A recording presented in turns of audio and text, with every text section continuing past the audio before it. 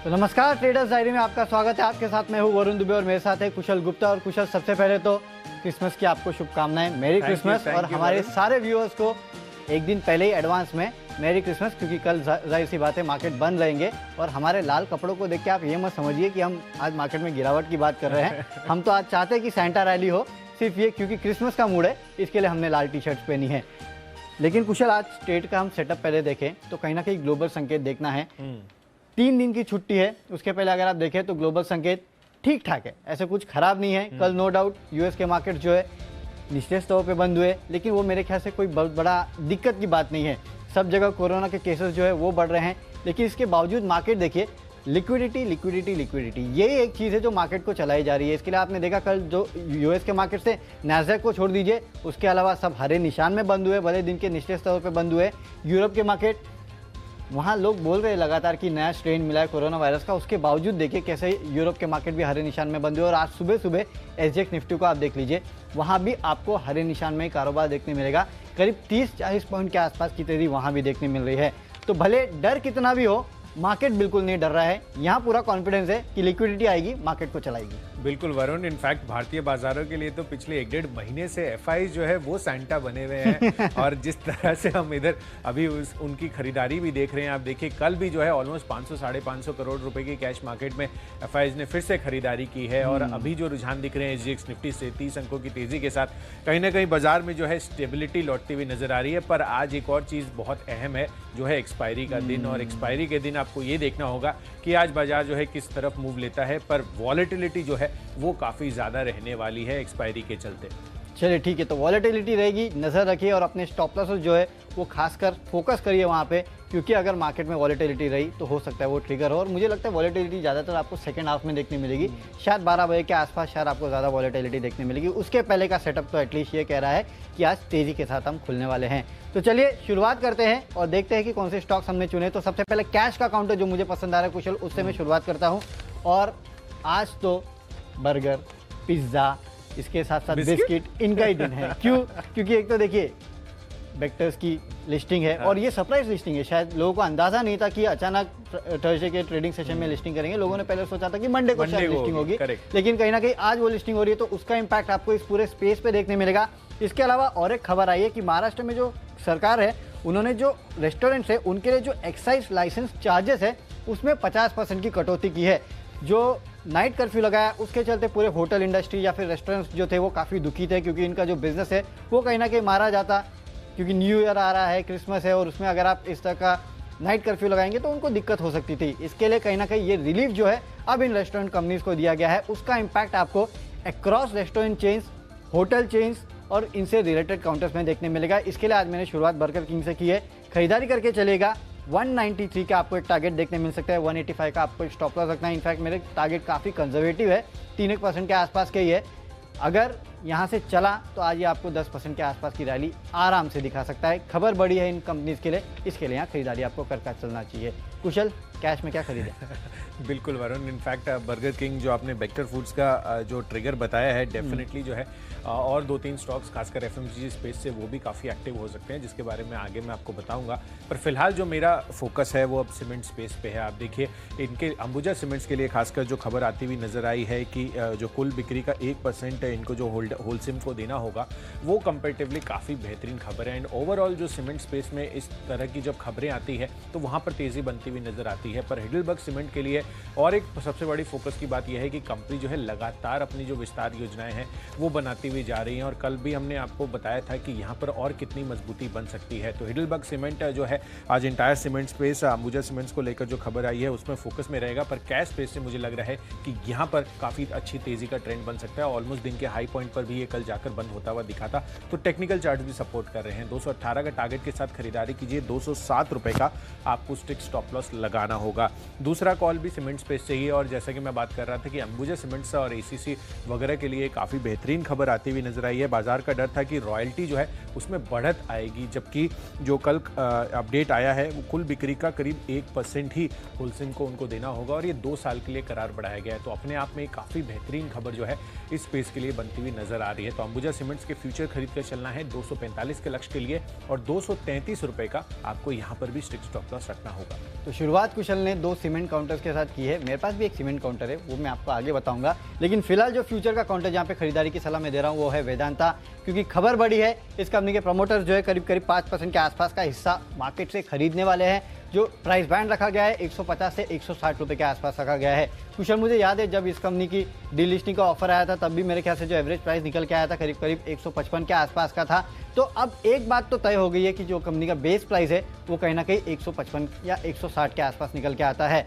और याद रखिए, अगर 160 के आसपास प्रमोटर्स खरीदना चाहते हैं, यानी कि उनको लगता है ये भाव ठीक है और आगे कमोडिटी साइकिल में आपको शायद बेहतरीन बढ़ोतरी देखने मिलेगी, ये सब इंडिकेशंस है वेदांता के लिए। इसके लिए आज खरीदारी करके चलेगा। बेहतरीन तेजी आज आपको इस काउंटर में देखने मिल सकती है। 156 के लक्ष्य के लिए खरीदारी कीजिएगा, 148 का आपको एक स्टॉप लॉस रखना है। अब बात करते हैं ऑप्शंस की। तो ऑप्शन में फिर से एक रेस्टोरेंट चेन वाली कंपनी जुबिलेंट फूडवर्क, यहाँ पे आप खरीद के चल सकते हैं। 2800 का जो कॉल ऑप्शन है, खबर तो मैं आपको बता चुका हूँ, तो 2800 का जो कॉल ऑप्शन है उसको खरीद के चलेगा। 60 रुपये के आसपास के लक्ष्य आपको देखने मिल सकते हैं। स्ट्रिक्ट स्टॉप लॉस 49 का आपको रखना है। तो शुरुआत तो कुशल मैंने बर्गर और पिज़्ज़ा से कर ली है, आपने सीमेंट से की है, चलिए बताइए आगे क्या। बिल्कुल वरुण, और आपका फोकस जो है आज लग रहा है मुझे ओवरऑल आपकी सूची में 10 में से 5 स्टॉक तो एफएमसीजी या खाने पीने वाली चीज़ों के ही होंगे। तो आज इसेंशियली आप सेंटा डे जो है वो मना रहे हैं। पार्टी करेंगे और क्या। बिल्कुल। तो चलिए, ऑप्शन कैटेगरी में मैंने जो स्टॉक चुना है वो है बालकृष्ण इंडस्ट्रीज़ का। इनफैक्ट अगले जो 2 स्टॉक्स हैं, एक तो ये और आगे जो टेक्निकल पिक मैं आपको बताऊंगा, वो स्पेसिफिकली जो है अब ब्रेक्सिट की जो डील है वो एक उन सॉफ्ट ब्रेक्सिट होने की जो है वो तैयारी हो रही है। और कहीं ना कहीं इसका जो पॉजिटिविटी मोमेंटम जो है वो आपको यूरोप रिलेटेड जिन भी कंपनियों का फोकस है या जिन भी कंपनियों का एक्सपोजर है वहाँ पर आता हुआ नजर आएगा। और बालकृष्ण इंडस्ट्रीज़ का ऑलमोस्ट यूरोप यूके से मिलाकर करीब 50% रेवेन्यू आता है। हालांकि जो स्टॉक है वो काफ़ी चल चुका है और इसी वजह से ऑप्शन कैटेगरी में जो है मैं बालकृष्ण इंडस्ट्रीज़ को प्लेस करूंगा। 1560 का कॉल ऑप्शन खरीद कर चलिए। 44 रुपये का प्राइसिंग है अभी, 64 रुपये के लक्ष्य के लिए, और 34 रुपीज़ का आपको यहाँ पर स्ट्रिक्ट स्टॉप लॉस लगाना होगा। है अब अपनी कैटेगरी को आगे बढ़ाते हैं और नेक्स्ट कैटेगरी हमारी टेक्नोपिक की। और टेक्निकल चार्ट्स के आधार पर वरुण मुझे जो पसंद आ रहा है वो स्टॉक है टेक महिंद्रा का। इनफैक्ट यहाँ पर ब्रेक्सिट डील का भी इम्पैक्ट तो जो है वो एक्सपेक्टेड है। और यूरोप यूके मिलाकर अगर आप देखें तो करीब 29% की रेवेन्यू उनकी यहाँ से आती हुई नजर आती है। और यूरोप में इनका खास फोकस है, जिस तरह से कम्युनिकेशन वर्टिकल पे इनकी ज़्यादा पकड़ है। तो मुझे लग रहा है कहीं ना कहीं टेक महिंद्रा यहाँ पर तेज़ी बनती हुई नजर आ सकती है। वैसे भी अगर आप देखें तो ओवरऑल IT स्पेस, कल के सत्र में भी अगर आप देखें तो तमाम IT स्पेस के जितने भी स्टॉक्स है, खासकर फ्रंटलाइन IT स्टॉक्स जैसे विप्रो, इन्फोसिस वगैरह, जिनकी कल डील्स अनाउंसमेंट्स हुई थी, तो उस वजह से भी कहीं ना कहीं जो मोमेंटम है बाजार में, जिस तरह का माहौल बना हुआ है IT सेक्टर को लेकर, वो तेज़ी का है। और मुझे लग रहा है कि उसी तेज़ी का जो सपोर्ट है वो आज टेक महिंद्रा में देखने को मिल सकता है। तो 980 के लक्ष्य के लिए इसके फ्यूचर्स में खरीदारी कीजिए। 938 रुपये का आपको यहाँ पर स्ट्रिक्ट स्टॉप लॉस लगाना होगा। वरुण, आपकी तरफ से आज का टेक्नोपिक। देखिए, मैं तो अपना टेक्निकल पिक बताऊंगा, लेकिन पहले ये बताइए कि आपने सही में टेक्निकल पिक लिया है कि सिर्फ नाम मैच किया है, टेक्निकल टेक। ये अच्छा आइडेंटिफिकेशन है, काफी सही आपने पकड़ा है। डेफिनेटली। तो चलिए, आपका तो टेक्निकल टेक महिंद्रा है, लेकिन मेरा टेक्निकल जो है वो है कैडिला हेल्थ। मैंने आपको कल भी यहाँ खरीदारी की सलाह दी थी। मैंने कल भी आपको कहा था कि बेहतरीन मोमेंटम यहाँ देखने मिल रहा है। कल भी करीब 1.5-2% के आसपास की तेजी देखने मिली थी। मुझे लगता है मोमेंटम जो है इस काउंटर में अब भी जारी रहेगा। कहीं ना कहीं ये काउंटर जो है 490 से 500 के आसपास के लेवल जो है वो छू सकता है, उसकी पूरी तैयारी है। आज छुएगा, कल छुएगा, हो सकता है कुछ दिनों में छुए, लेकिन छुएगा इतना पक्का है। इसके लिए यहाँ खरीदारी करके चलेगा। बेहतरीन मोमेंटम देखने मिल रहा है, चार्ट पे अच्छी स्ट्रेंथ देखने मिल रही है। 488 के लक्ष्य के लिए खरीदारी कीजिएगा। 470 का आपको एक स्टॉप लॉस रखना है। अब बात करते हैं फंडामेंटल पिक की। तो देखिए, जैसे कि मैंने आपको शुरुआत में ही कहा था कि बेक्टर की आज लिस्टिंग है, एक सरप्राइज लिस्टिंग है आज। लोगों ने सोचा था मंडे को होगी, लेकिन आज ही हो रही है। और जिस तरह के सब्सक्रिप्शन इस कंपनी को मिले थे 198 टाइम्स के आसपास के, कहीं ना कहीं वो आपको साफ दर्शा रहा है कि आज बम्पर लिस्टिंग इस काउंटर की हो सकती है। इस काउंटर की अच्छी लिस्टिंग होगी। आपको याद होगा जिस दिन बर्गर किंग की लिस्टिंग हुई थी, जुबिलेंट और वेस्टलाइफ कैसे भागे थे। फिर हम सोच रहे थे कि कहीं ना कहीं वैल्यूएशन का गैप हो गया था। तो वही हालत आज शायद ब्रिटानिया में हो सकती है। इसके पहले में भी मैंने आपको कहा था कि पहले से ब्रिटानिया खरीद के रखिए। जिसने नहीं खरीदा है वो आज खरीद ले, क्योंकि आज आपको यहाँ बेहतरीन मोमेंटम देखने मिल सकता है। इसके लिए ब्रिटानिया में खरीदारी कीजिएगा। 3700 के इंट्राडे लक्ष्य के लिए 3600 का एक स्टॉप लॉस। मॉर्निंग के डिस्कशन का आपने फायदा उठा लिया वरुण। डेफिनेटली उठाना ही चाहिए, वहीं से तो टीम बनती है। बिल्कुल, तो आपने बी लेटर से ब्रिटानिया चुना है और मैंने भी फंडा पिक के हिसाब से बी लेटर से भारती एयरटेल को जो है अपनी लिस्ट में शामिल किया है। और यहाँ पर आप देखिए जो अक्टूबर के डेटा आए हैं ट्राई के, वहाँ पर लगातार आप देखिए सितंबर के बाद अक्टूबर में भी इन्होंने जो है अपने सब्सक्राइबर एडिशन किया है। इनफैक्ट सितंबर में अगर आप देखेंगे तो यहाँ पर काफ़ी सिग्निफिकेंट जो है सब्सक्राइबर एडिशन हुए थे और इस बारी भी अक्टूबर महीने में ऑलमोस्ट 37 लाख सब्सक्राइबर ऐड हुए हैं और इस बारी भी ये जियो के आगे बढ़ते हुए दिखे हैं। तो कहीं ना कहीं लगातार दूसरे महीने इन्होंने जियो को बीट किया है सब्सक्राइबर एडिशन में। और वैसे भी अगर आप देखें तो जो ओवरऑल टेलीकॉम सेक्टर में माहौल है उस तरह से इनको जो सबसे बड़ा फायदा है, क्योंकि वोडाफोन के सब्सक्राइबर काउंट लगातार घटते जा रहे हैं जिसका फायदा जियो और भारती को पहुंचता हुआ नजर आ रहा है और भारती उस चीज में लीड कर रहा है। तो उस वजह से मुझे लग रहा है कि अगले 3 महीनों में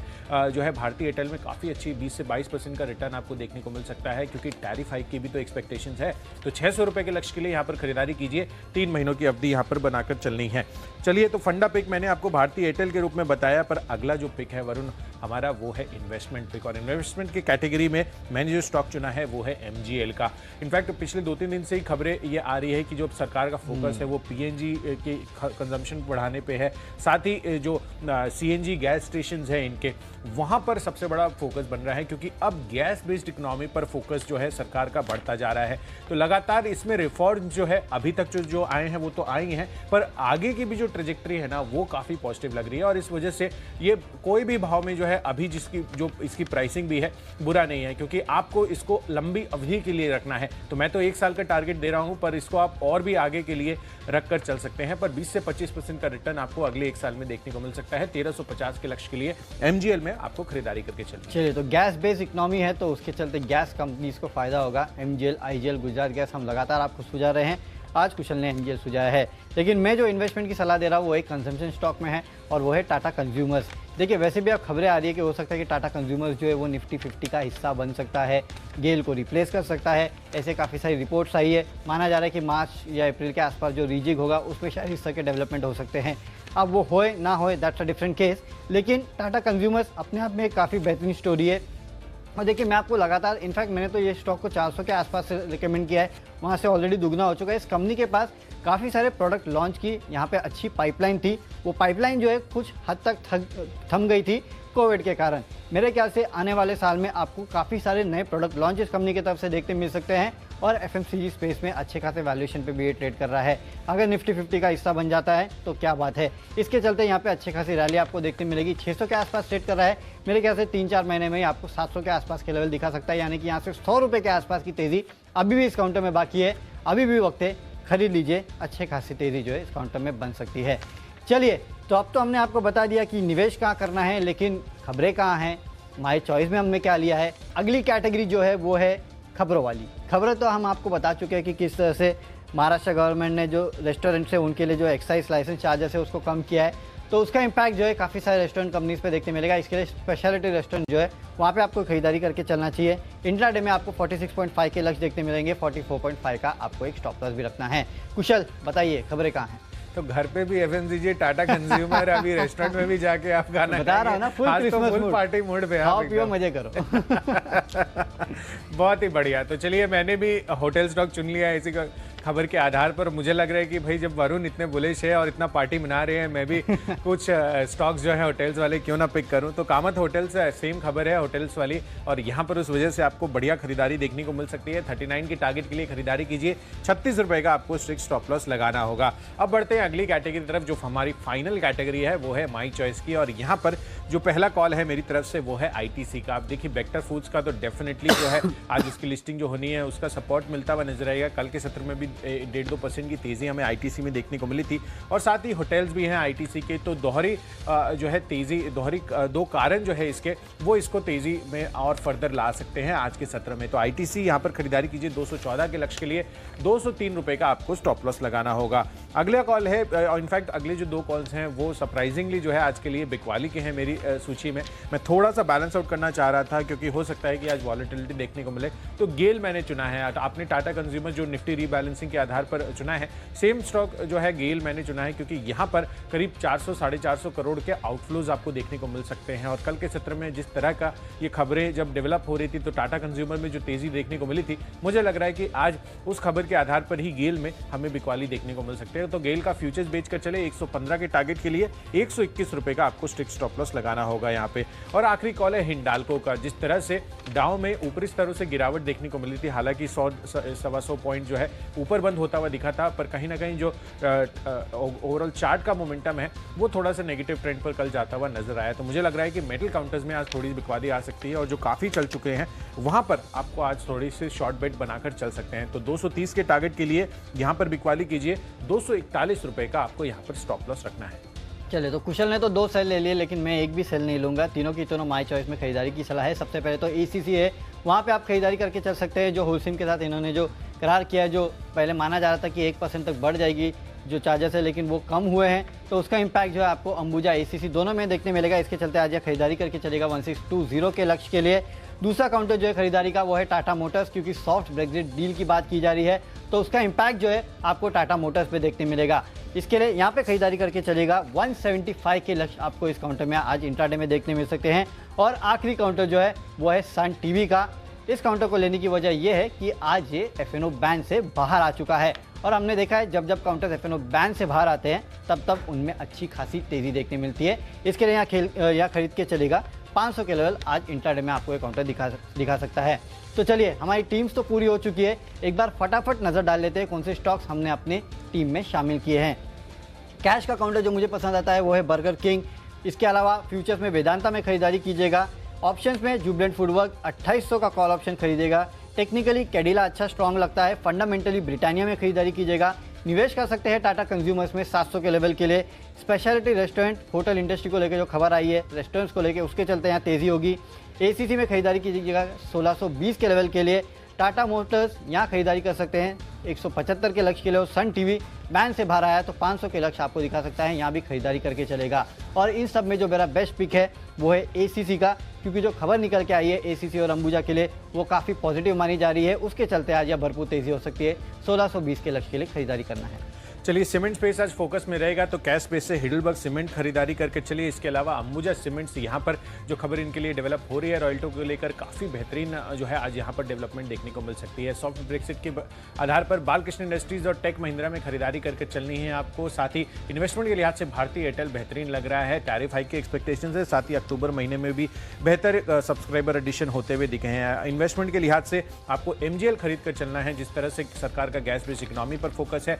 साथ ही महाराष्ट्र में जो राहत मिली है होटल इंडस्ट्रीज को, कामत होटल्स जो है आज फोकस में रहेगा। आईटीसी बेक्टर फूड्स की लिस्टिंग भी है, तो यहाँ पर ध्यान दीजिए। और साथ ही 2 स्टॉक्स जो है बिकवाली के हैं, गेल और हिंडाल्को के रूप में, जहाँ पर आपको शॉर्ट करके चलना है। और उन सब में जो मेरा बेस्ट पिक है आज के लिए वो है भारतीय एयरटेल का। 600 के लक्ष्य के लिए 3 महीनों की अवधि के लिए आपको यहाँ पर होल्ड करना है। बेहतरीन तेजी बनती हुई नजर आ सकती है।